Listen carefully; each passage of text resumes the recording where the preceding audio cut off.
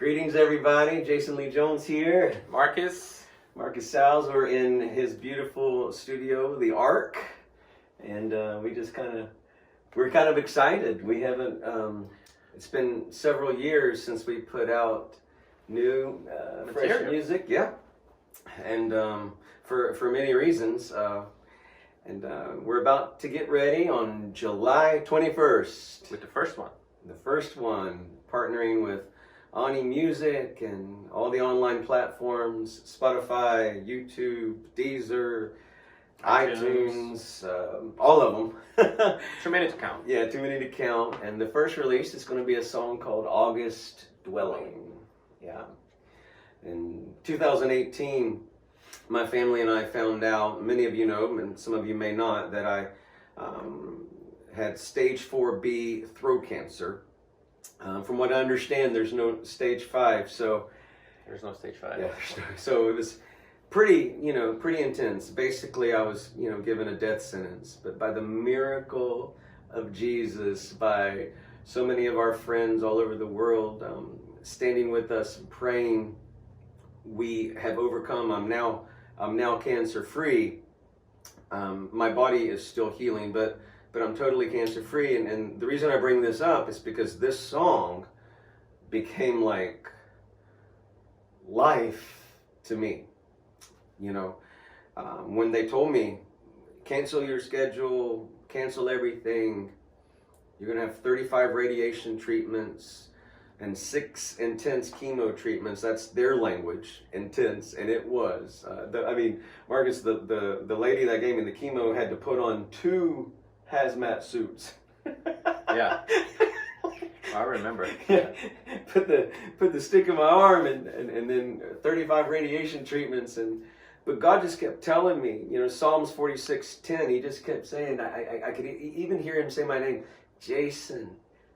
Be still and know.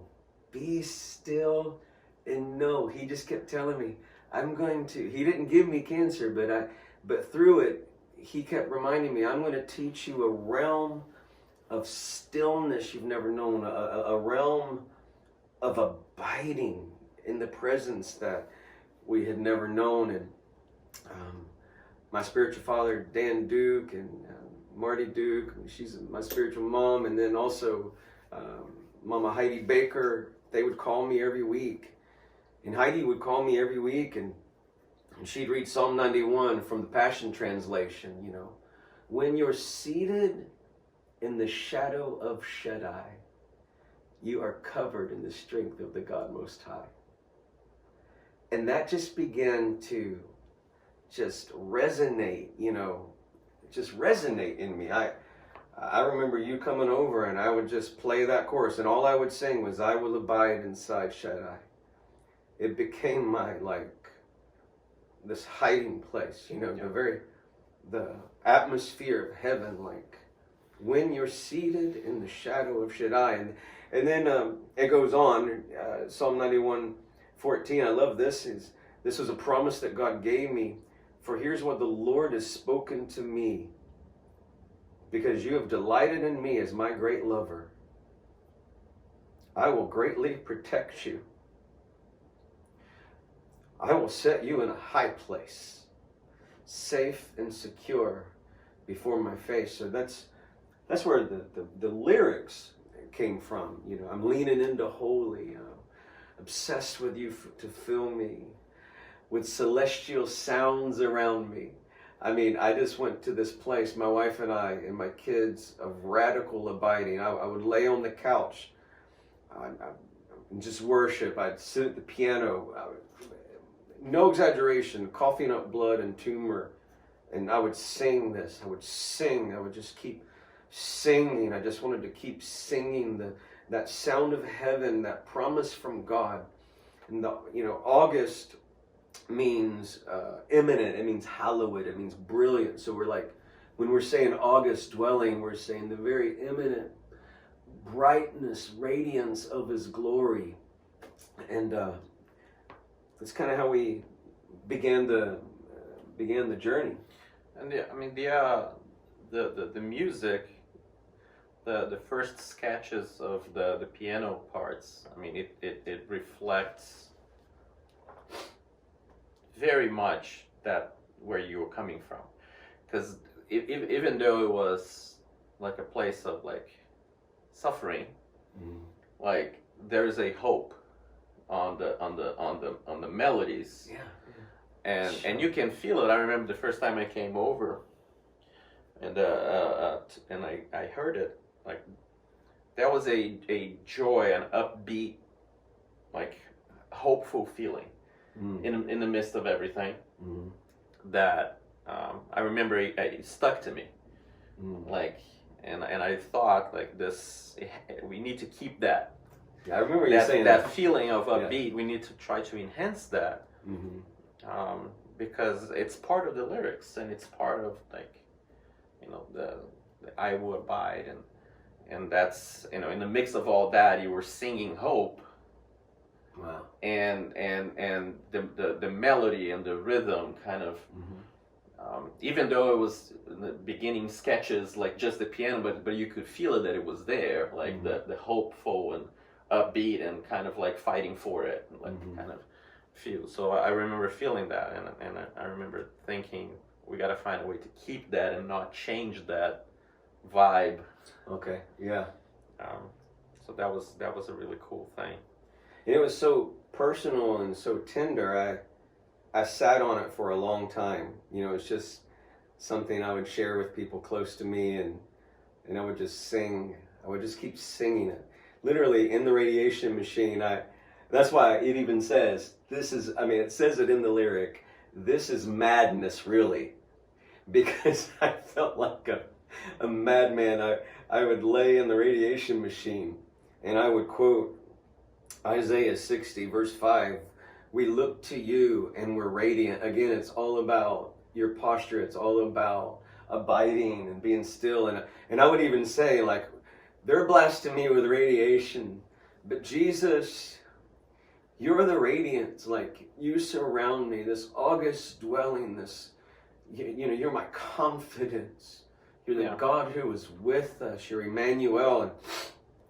And it was really awesome. We sat on it for a while, and then I got to give this guy credit, because he started pushing me in a good way. Like, he started pressing me. He'd show up at my front door, and okay, Jason, we gotta start. And then the pandemic hit, and we're like, then we were forced. Well, we got nothing but time. Yeah.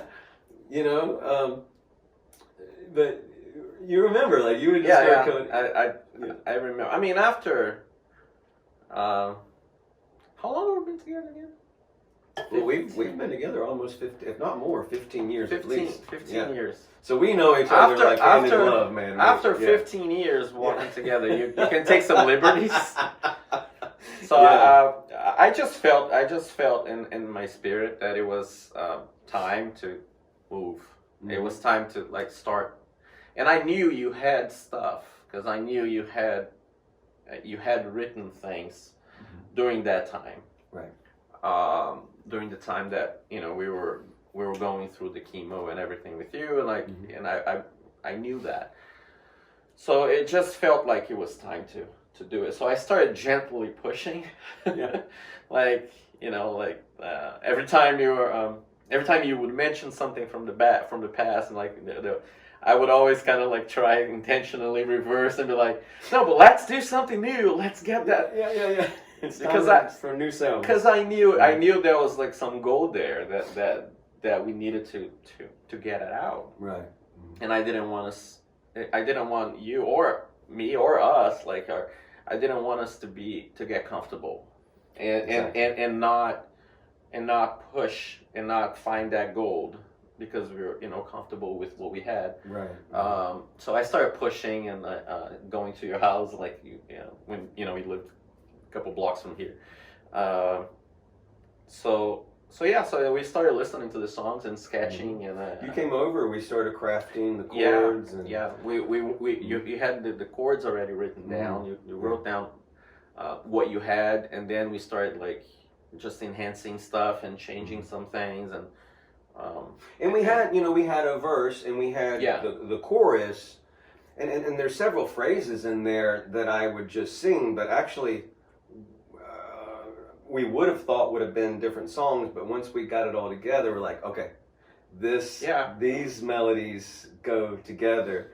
Yeah. And then we just took the essence of August Dwelling and all that is, Psalm 91, Isaiah 60, all these different scriptures, Psalm 46:10, and then we leaned in more to the knowledge of God, the knowledge of Jesus, the knowledge of the Holy, and then crafted the rest of the verses. And it was just so profound that it happened during this quarantine, and there's so many just horrific things going on all over the world. People are going through so many things, and we've actually shared this song with a lot of our friends that are missionaries in other nations that are alone, and they've really found a lot of just hope. And like the best word I can, like, it's kind of like you said about the opening melody, it's like a tangible hope. Yeah. Something to grab a hold.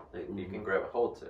And even your maybe you could chat about it a second. I remember because even our friend Amber Brooks was here, and Regina, when they heard it and they heard the solo that you wrote, it makes you happy. It actually, even though it's a slow kind of groove R&B, almost feel like when you begin to play that guitar solo, it just makes you want to dance. It makes you smile. Well, it's really cool. I really loved that, man. You blew that one out of the park. I really liked that. But it was that intentional. Because I have the tendency to write a lot of minor stuff. Right. It's a lot. Yeah. It's just some of you are like, that's no secret to us. Yeah, it's either that minor kind of like ethereal thing, or it's like the minor is like blues, and but I had to really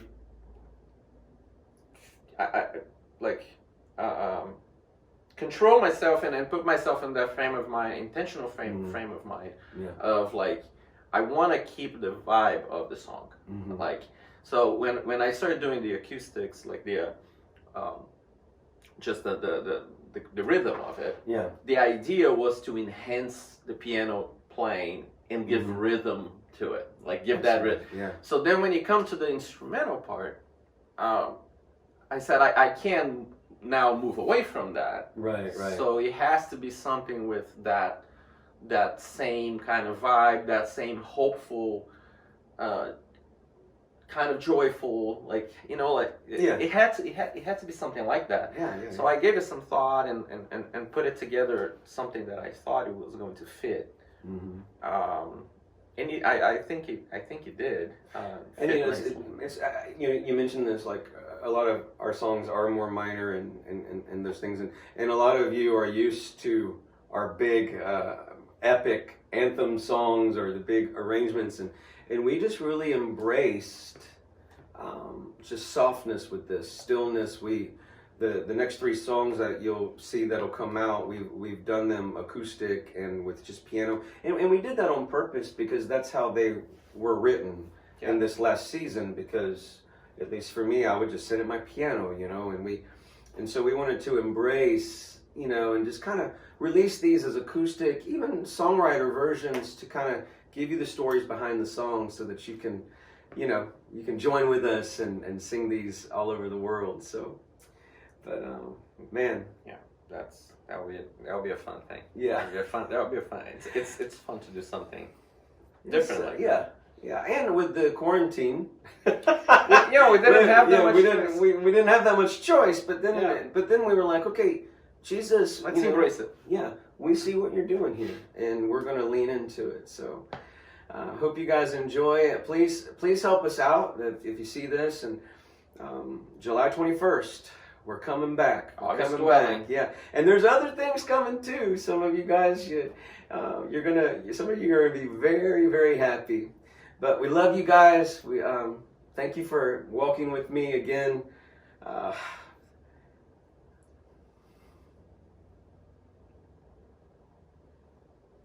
We're alive. Come on. Jesus makes all things new. He's the resurrection and the life. And we'll talk to you soon.